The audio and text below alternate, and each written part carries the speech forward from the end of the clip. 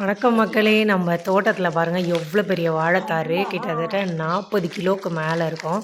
அவ்வளோ பெரிய தார் வெட்டணும். இவ்வளோ பெரிய பழம் எத்தனை கிலோ இருக்கும்னு நினைக்கிறீங்க? இது எத்தனை கிலோ?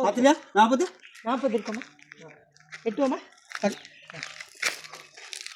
வாங்கி வைக்கிறேன்.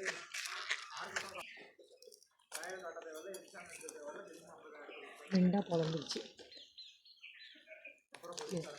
அதுல பாதி உடஞ்சி இருக்குது. இங்க பாருங்க